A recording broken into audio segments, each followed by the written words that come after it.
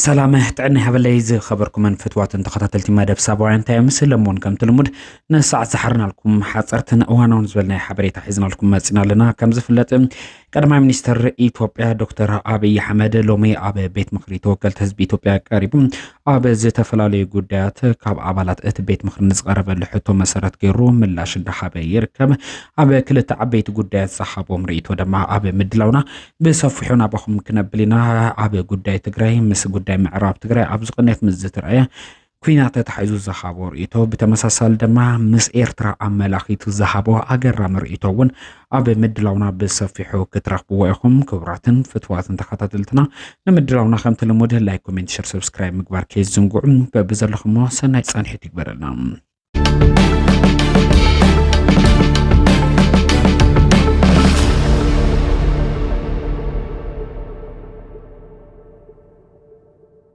بقدامنت مس قداي إيرترا تتحيزو الزخابو رئيتونا بخم كنابل بوزحات سابات مس إيرترا تفتيرو زلو ودت ويخعا متفنان مس قداي عسب تتحيزو زتر علي مسلم يخون بر اتي نامج مرة مبقسي باسينا أبي تقرأي أبي كوينات أبز نبرنا الأوان أبي كتما شرنتن آتو هنساتات مفراس مجمعهم أبي كتما أقسم سلامين مجفجافهم أبي كتما عدوادما فابريكاتات مسرقهم سيعبو أبي كبيد ودراتنا كبليتا قسم بفلاي دمان أبي كتما مقالكن آتو مسبلنا أبي كتما بوز حزبن هافتن سلزلو أزي خلو قدعت كي بصحب بالزبل سراويت إيرترا كي آتو خلكلنا كن آتونا انتيلوغن نويانا قدفنا نعخم كن وقعين هلنا سلز نقرنا يوم أو تحر وقروك آتو هيخالون كبل أزرارا بستفحاله رئيتو كهبة ترايلو دحرزو خلو دما أمانقو كلتنا زنبال الركب محرفاف جميرو كبل زتاكسي تقدم مينستر أبا بريتورا استبس حسم معنات كن مليو حارفي في كبل يحبر بفلاي دما حوحات مليو كتافنير وزبل كومنات زنبرو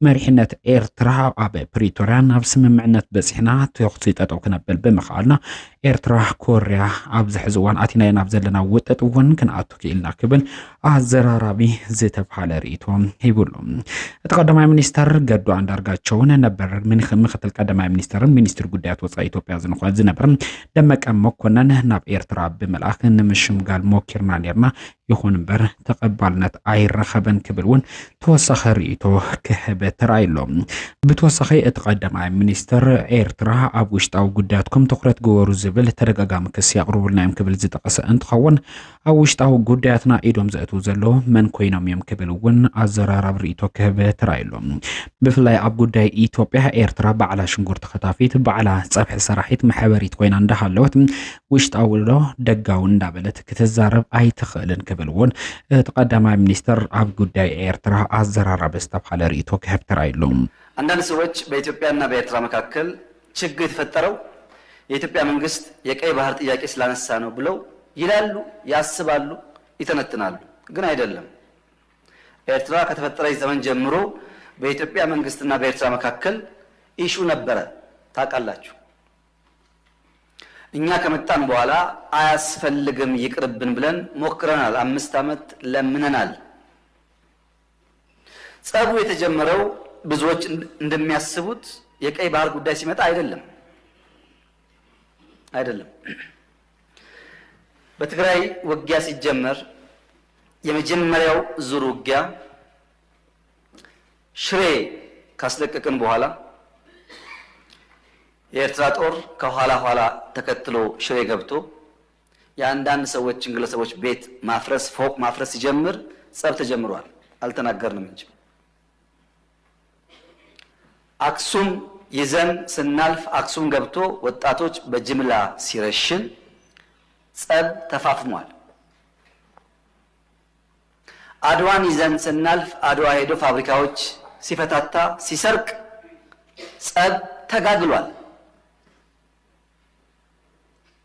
አዲግራት ደርሰን የመድኃኒት ፋብሪካውን የሚነቀለውን ነቅለው የማይነቀለውን ሲያፈራርሱ ጸቡ ጫፍ ደርሷል ግን ኢትዮጵያ መንግስት ያኔ በዚህም ለመዋጋት ብቃት አልነበረው ውስን ኃይል ነበር ሽሬን ከያዝን በኋላ ያጠቃውን ጣት እንከተል ነበር እንጂ የያዝነውን ቦታ ያጸናን አንሄድም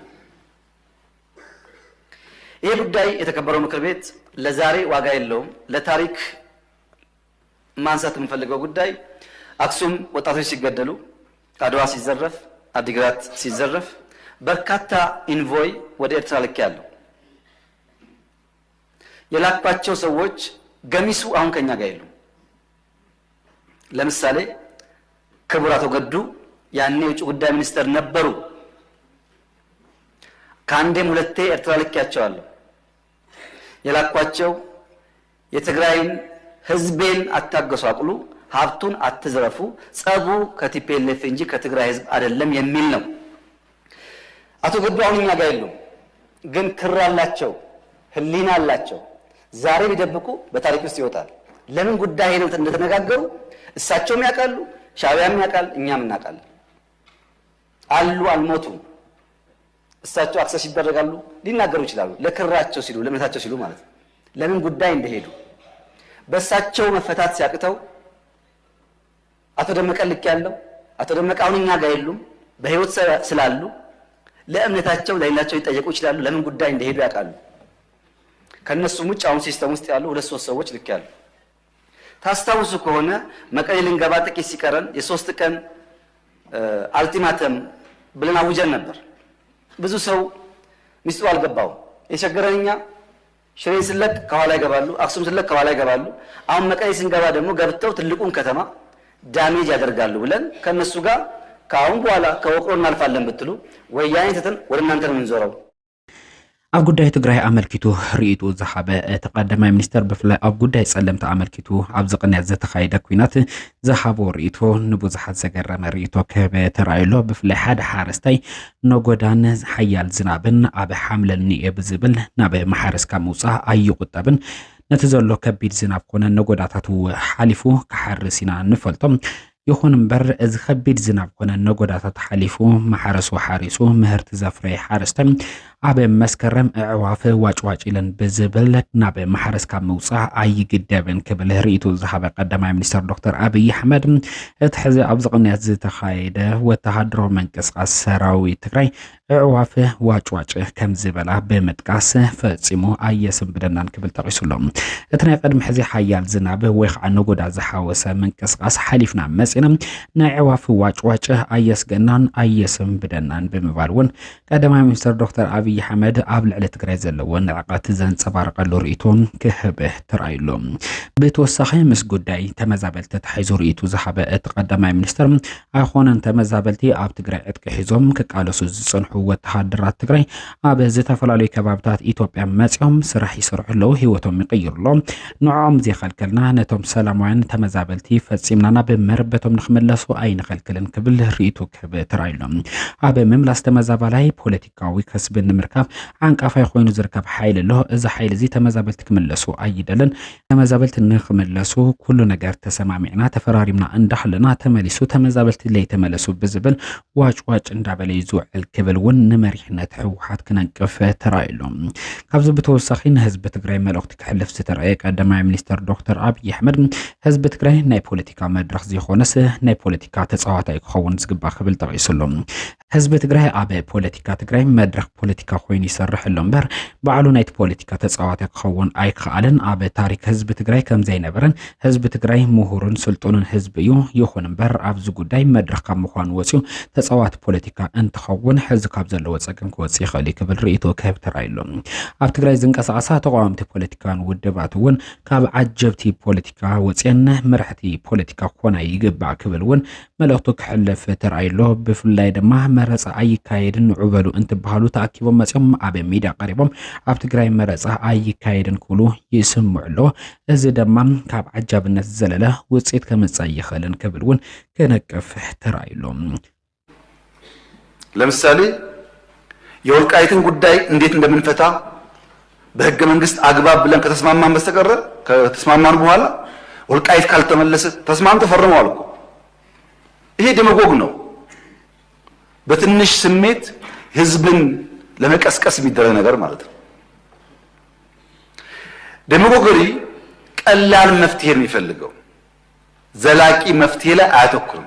ቀላል መፍትሄ መፈክር በመፈክር ለውጥ ይመጣ ኖሮ ባለፉት 50 ዓመታት እንደ ኢትዮጵያ መፈክር አውጪ እኮ አልነበረም። በመፈክር አይደለም ለውጥ የሚመጣው። ይሄ ዴማጎገሪ ነው፣ አደገኛ ነገር ነው። ተቋም ማፍረስ፣ ከፋፋይ ሐሳቦች ትረስት ማጥፋት የመሳሰሉ የዴሞጎግ ካራክተር ያላቸው ፖለቲካል ፐርሰኔል የሚከተሉት መንገድ ነው ኢትዮጵያ ውስጥ ያለውን ጉዳይ እያፋፋመ ያለው። በዘላቂነት ድል ያመጣሉ ወይ? በፍጹም። ለምን? ፕራግማቲስት አይደሉም። ፕራግማቲስት ማለት በየቀኑ ያለችውን እድል በመልካምነት የሚጠቀም ማለት ነው። ማንም ሰው ለሰላም ዝግጁ እስከሆነ ድረስ ለመወያየትና ለይቅርታ ዝግጁ መሆን ያስፈልጋል። ለኢትዮጵያ ሲባል የግል ስሜትን ወደ ጎን ትቶ ማለት ነው። የተፈናቀሉ ሰዎች መመለስ ይፈልጋሉ። ቀድሞ የነበሩበት ከባቢ ይምጡልን ይላል። ማን የያዛቸው ነው ጉዳዩ። በራያ አይታችኋል፣ ሰው ተመልሷል፣ እየኖረ ነው።